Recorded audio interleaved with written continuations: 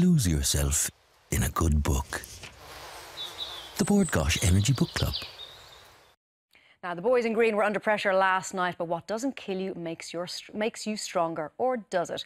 Neuroscientist Professor Ian Robertson has spent many years investigating why some people thrive under pressure while others struggle. In his book, The Stress Test, How Pressure Can Make You Stronger and Sharper, clinical psychologist and cognitive neuroscientist Professor Ian Robertson reveals how we can shape our brain's responses to stressful situations. Ian, you're very welcome this morning. Good morning. We were just having a very interesting chat, so we'll get back into it, because stress, I think, we bandy the term about all the time, and it has generally negative connotations, but you see it as something that can help us in our lives, as a positive tool that we can somehow enable, we can look at stress and use it to better ourselves.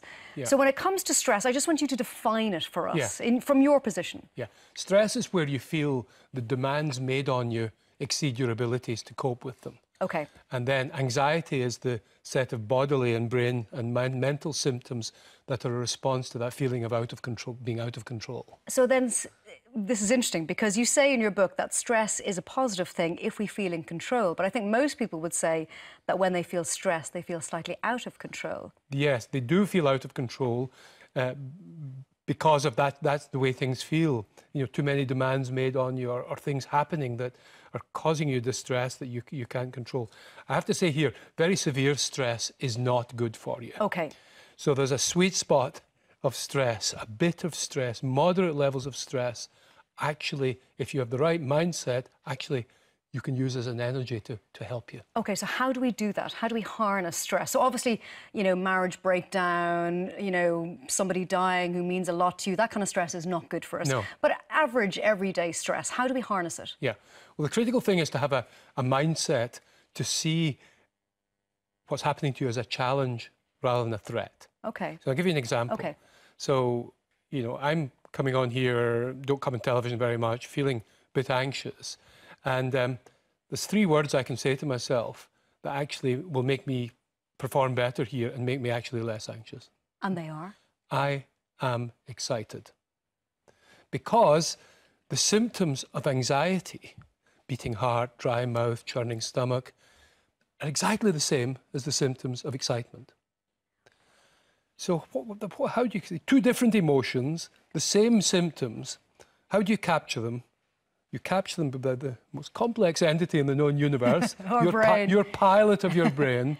And if you say to yourself, I feel excited, or I am excited, you change the emotion from one of withdrawal and threat to one of challenge and excitement. But this, we were just chatting about this isn't something that will happen overnight. We have to train our brains, and we don't often do that. We don't sit down and think about how our brains work, and that's part of your book, that we really should be doing that more. As much as we go to the gym, we should be examining how our brains work and getting them to work better for us. We all need to go to brain school. I've been doing it for 50 years. I was an anxious child, an anxious adolescent. I'm still a bit anxious, but much less so, mainly because I've learned a number of ways of, and there are hundreds of these, of controlling, of being a good pilot of this incredibly complex entity. So is that why, because anxiety now seems to be a plague across society, everybody suffers from anxiety to greater or lesser degrees. Are we suffering more anxiety because there's more stresses in our life and we don't know how to deal with that stress in a positive way? Objectively, the stresses 100 years ago were much greater. We're talking about life and death. We're talking about illness. We're talking about you get tuberculosis. There's no cure. I mean, you went to the workhouse. I mean, the stress is objectively. So now, but yes, there is more anxiety now. There's much more anxiety.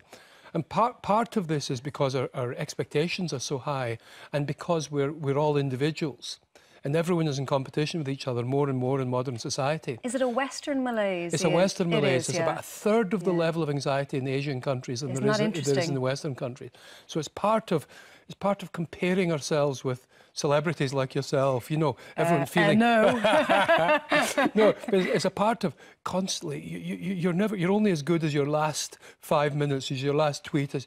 So we're in this state of constant competition as individuals. We're no longer part of tribes and there's much more uncertainty in our futures because of globalization, because of technology, and therefore there's more feeling of out of control and more anxiety. And when it comes to, let's take the Irish match last night, or football in general, because it's going on at the moment and everyone's really engaged with it. So you've got 2 footballers. Two people step up to take a penalty. One person whacks it straight into the net, not a bother. The other person, nerves get to them, they crumble, their head's shot, they kick the ball off to the side, they miss completely. Is that because they manage the stress differently or because some people are better at dealing with it than others? You're saying yes straight away. They manage this.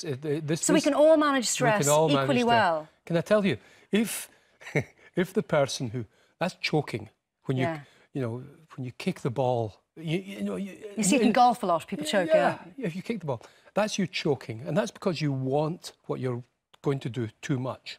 That produces too much of a chemical dopamine in the brain, and that interferes with your brain functioning, and that's why you do that wild swipe that's ridiculous. So one way you could actually reduce that by squeezing your left hand. If you were in danger of choking, squeeze your left hand, and that activates the avoidance, the pulling back part of your brain, so you can manage your levels of dopamine. Would this work for you if you were about to make a best man speech, the squeezing of the left hand, for anyone in any stressful situation? I will confess, sitting out there, I was squeezing my right hand. Why were you doing that? Because I was feeling a bit anxious.